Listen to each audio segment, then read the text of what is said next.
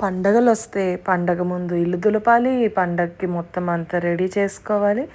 ఆ పండగ అయ్యాక మళ్ళీ తీసిన వస్తువులన్నీ నీట్‌గా లోపల సర్దుకోవాలి. బోలెడు పని కదండీ! పండగ అంటే మన ఇంట్లో వాళ్ళకైతే చాలా హ్యాపీగా ఉంటుంది. రకరకాల పిండి వంటలు చేస్తాము. వాళ్ళకి నచ్చిన ప్రసాదాలు చేస్తాము. కొత్త బట్టలేసుకోవచ్చు అని. మన ఆడవాళ్ళకి మాత్రం అదొక పెద్ద టెన్షన్ అనమాట. పెద్ద తలనొప్పి అంటే పూజ చేసుకోవడానికి తలనొప్పి కాదు. ముందు వెనకాల పనులుంటాయి చూడండి వాటికనమాట.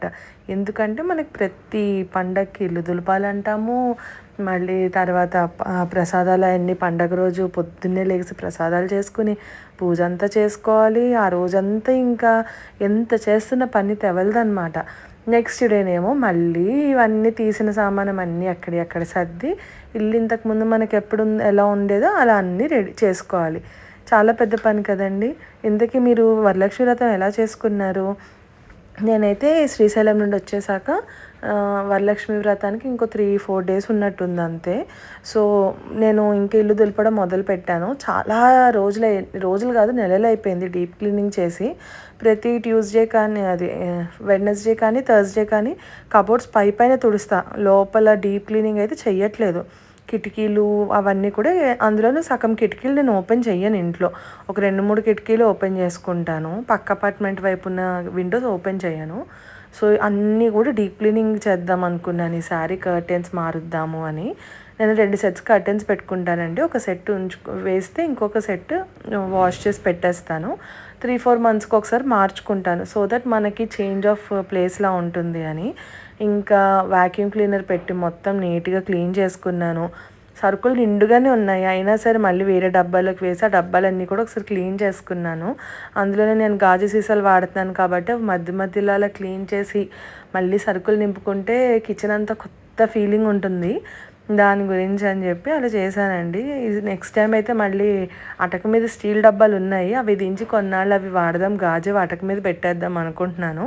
సో నేను చేయాల్సిన పనులన్నీ కూడా లిస్ట్ రాసుకున్న. బోల్డ్ పనులు ఉన్నాయండి. వీటి మధ్యలో ఆఫీస్ వర్క్ చేయాలి. మమ్మీ నాకు జున్ను ఇష్టం అని చెప్పి ఎవరో జున్ను పాలు ఇచ్చారంట. జున్ను చేసి పంపించారు. అది తిన్నాను. ఇంకా అలా ఇల్లు సర్దుకుంటూ ఒక రోజైతే విశ్వనాథ్ అండ్ సన్స్ మూవీకి వెళ్ళాం నేను మా వారు. లేక్ షోర్లో ఇలా పిఎక్స్ఎల్ అనే కొత్త స్క్రీన్ ఓపెన్ చేశారు కదా. నేను చాలా ఎక్స్పెక్ట్ చేసి వెళ్ళాను కానీ అంటే ఫస్ట్ స్టార్టింగ్లో లైట్స్ ఉన్నాయి తప్ప తర్వాత ఏం లేదు. ఇది మొత్తం 3 డేస్ వ్లాగ్ నేను మీకు ఇప్పుడు పెట్టింది కూడా. థర్డ్ డేనేమో నాకు ఇంకా ఇల్లు దులపడం అంతా అయిపోయింది. మార్నింగే పనులన్నీ చేసేసుకున్నాను. నాకు శారీ షాపింగ్ ఉంది. అంటే పూజకి అమ్మవారి దగ్గర పెట్టుకునే చీర అండ్ త్వరలో మా ఇంట్లో ఒక చిన్న ఈవెంట్ ఉందన్నమాట. దానికి శారీ తీసుకుందామని చాలా వెతికానండి. నాకు శారీస్ ఈసారి అస్సలు దొరకలేదు. ఎప్పుడు వెళ్ళిన 10-15 మినిట్స్లో షాపింగ్ అయిపోతుంది. ఈసారి చాలా టైం పట్టేసింది. ఇంతకీ ఏ సారీ తీసుకుని ఉంటానో కామెంట్ చేయండి. నేను అక్కడ చూపించిన వాటిలోనే తీసుకున్నాను. ఇంటికి వచ్చేసరికి మా వారిది మాచా లాటే ట్రై చేద్దామని బుక్ చేసుకున్నారంటే టేస్ట్ చేస్తే నాకు నచ్చింది. ఇంకా నా దగ్గర నేను ఆల్రెడీ ఇంతకుముందు కందిపప్పు పొడి చూపించా కదండి మీకు. కందిపప్పు పెసరపప్పు పొడి ఉంచుకుంటాను అని క్విక్గా ఇంట్లో ఉన్న కొన్ని కూరగాయలతో నేను అవన్నీ వేసి చిన్న పప్పుల్స్లాగా పెట్టేశాను. సో దట్ వర్క్ కూడా ఈజీగా అవుతుంది. అండ్ ముందు 2-3 రోజులు ఇల్లు దులిపి ఉన్నాను కదా. నాకు కూడా ఫుల్ బాడీ పెయిన్స్ అనమాట. ఇంకా అందుకని ఎక్కువ వంట వండుకోవద్దు అనుకున్నాను. ఎందుకంటే మళ్ళీ నెక్స్ట్ డే మనము దేవుడి దగ్గరికి వెండి వస్తువులు క్లీన్ చేసుకోవాలి. అంటే థర్స్డే ఇంకా ఇది వెడ్నెస్డే రోజు. సో థర్స్డే మనం ఇంకా అన్నీ రెడీ చేసుకోవాలి కదండి. పళ్ళు అన్నీ తెచ్చుకుని రెడీ పెట్టుకోవాలి. తాంబూలాలకి ఏమైనా డెకరేషన్ చేసుకోవాలి అనుకుంటే అవన్నీ చేసుకోవాలి కాబట్టి అట్లీస్ట్ ఆ రోజు కొంచెం రెస్ట్ తీసుకుందాం అనుకున్నాను. ఇంకా అందుకనే క్విక్గా నాకు ఏది ఈజీగా అయిపోతుందో ఉన్నవే అయిపోతాయి. ఇది కూడా ఇంకా పొడి అయిపోతుంది ఒక్కసారికి వాడితే మళ్ళీ ఫ్రెష్గా చేసుకోవచ్చు అనే ఉద్దేశంతో ఓన్లీ పప్పుల్స్లాగా పెట్టేసి ఒడియాలు వేయించినట్టున్నాను ఆ రోజు. నాకు అసలు గుర్తు కూడా లేదు ఏం చేశానో. ఇంకా మొత్తం క్లియర్ చేసేసుకున్నాను. ఇవి ఇంకా ఆ రోజైతే నేను సరుకులు ఒకటి వేసుకున్నాను డబ్బాల్లోకి. అవి డబ్బాలు వాష్ చేశాక ఆరడానికి అంతా ఒక రోజు వదిలేస్తాను.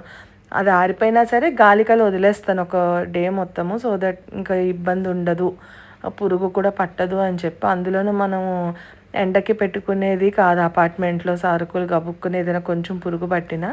అందుకని కొంచెం జాగ్రత్తగా ఉంటాను. ఇలా ఇంకొక కుక్కర్లో రైస్ ఇంకొక కుక్కర్లో పప్పుల్స్ పెట్టేసాను. నాకు ఇంకా వంట పని అయిపోతుందని ఇంతకీ మీకు ఎన్ని రోజులు పట్టిందండి ఇల్లు దులుపుకోవడానికి? పైపైన దులుపుకున్నారా ఏదో శాస్త్రానికి చేద్దాము అని, లేదా నాలా ఇలా డీప్ క్లీనింగ్ పని పెట్టుకున్నారా అనేది కూడా మీరు కామెంట్ చేయండి.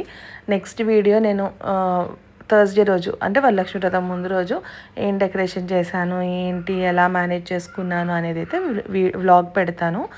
ఐ హోప్ మీకు ఈ వీడియో నచ్చింది అనుకుంటున్నాను. నచ్చితే do like, share, comment and subscribe to Sai vlogs. Bye.